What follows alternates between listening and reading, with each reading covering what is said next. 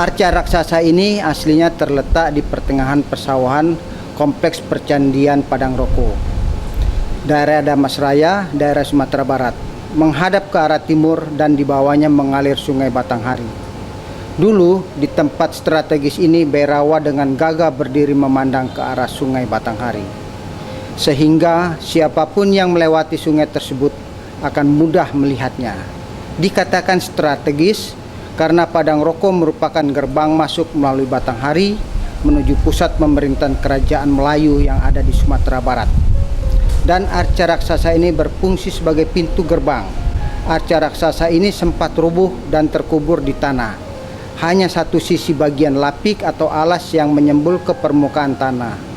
Penduduk setempat yang tidak menyadari keberadaan arca ini menjadikan batu itu sebagai batu pengasap parang atau membuat lubang sebagai lumpang, sebagai lesung untuk menumbuk padi. Arca Bairawa sekarang disimpan di Museum Nasional Jakarta. Arca ini berasal dari abad ke-14 dan ditemukan pada tahun 1935 di pinggir Sungai Batanghari yang berdekatan dengan kompleks percandian Padang Roko, Sungai Langsat, Sumatera Barat. Arca Bairawa dibuat dari batu andesit tunggal dengan tinggi 441 dan merupakan arca tertinggi di Indonesia dan beratnya mencapai 4 ton, memiliki lapik persegi dengan ukuran 160 x 160 cm. Pada tahun 1935, arca Bairawa dipindahkan oleh pemerintah Hindia Belanda ke benteng Van de Kok, Bukit Tinggi. Arca kemudian dipindahkan ke Koniks Batavia Genoskop Pankusen Hepenskapen yang sekarang menjadi Museum Nasional di Batavia pada tahun 1937. Kondisi beberapa bagian arca yang telah mengalami kerusakan di sana disambung. Sejak pertama kali ditemukan, kondisi arca memang telah dalam keadaan rusak, yaitu bagian wajah, kedua mata, hidung, pipi, bibir, dan dagu telah aus. Bagian bawah lutut arca cekung karena pernah digunakan untuk mengasah peralatan. Sisi dasar sebelah kiri arca berlubang karena pernah digunakan sebagai lesung. Sandaran arca hanya tinggal sebagian saja, yaitu sebelah kanan. Oleh sebab itulah dipasang tiang besi untuk menopang arca pada bagian belakang. Arca ini digambarkan dalam wujud ugra atau bengis dan raudra atau menakutkan, dengan gigi bertaring panjang, mata melotot, dan adanya hiasan tengkorak. Ciri yang menandakan bahwa arca Bairawa ini bersifat Buddhis terletak pada adanya hiasan figur Amitabha kecil di bagian mahkotanya. Merupakan contoh gaya seni arca Majapahit yang dibuat di Sumatera pada abad 14. Rambut arca ditata tinggi seperti mahkota atau jata mahkota. Berkumis tebal, memiliki 2 taring pada rahang atas. Menggunakan ikat kepala atau jamang, di tengah rambut terdapat relief tokoh suci Aksobya, dan pada bagian belakang kepala terdapat lingkaran kedewaan atau siras cakra. Memakai kalung berukir di dada dan bertangan 2. Tangan kanan memegang pisau, sedangkan tangan kirinya memegang mangkuk.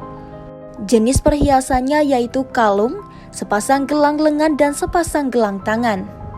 Kain bermotif tengkorak yang dipakai oleh arca panjangnya hingga lutut dengan ikat pinggang berhias kepala kala berjumpai genta. Arca Bairawa berdiri di atas tubuh seorang manusia yang terbaring dengan kaki tertekuk ke bagian punggung.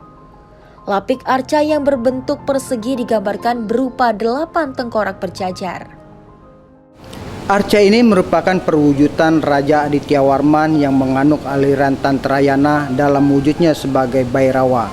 Adityawarman adalah salah satu seorang pangeran dari kerajaan Damasraya yang pernah mengabdi ke Majapahit sebagai Wiryadha Mantari setelah kembali ke Sumatera bagian barat. Ia kemudian menjadi penguasa di sana pada abad ke-14. Tokoh Adityawarman disebut dalam kitab Nagara Kartamagama dan Prasasti Camandi berangkat tahun 1343 yang ditemukan di kompleks percandian Singosari. Hal apakah yang tersirat dalam penggambaran arca tersebut? Yang demikian, diduga bahwa fungsi arca itu tidak terbatas pada agama dalam arti yang sempit, melainkan pada perlambangan dari kesiapsiagaan terhadap ancaman bahaya yang mungkin datang dari arah timur. Ini diteliti oleh Kasparis pada tahun 1989 sampai 1992. Menurut De Kasparis, pada tahun 1992, salah satu ancaman yang terbesar adalah agama Islam yang telah berkembang di Aceh pada sekitar abad ke-13 Masehi. Buktinya antara lain berita dari Marco Polo pada tahun 1292 dan nisan Makam Malik As-Saleh pada tahun 1297. Dikhawatirkan apabila sebagian besar penduduk Melayu beragama Islam, maka keadaan ini merupakan ancaman bagi kekuasaan Aditya Warman menginsafi bahwa tantangan rohani yang tidak dapat dihadapi dengan kekuatan bala tentara Melayu, melainkan harus dihadapi dengan senjata keagamaan juga.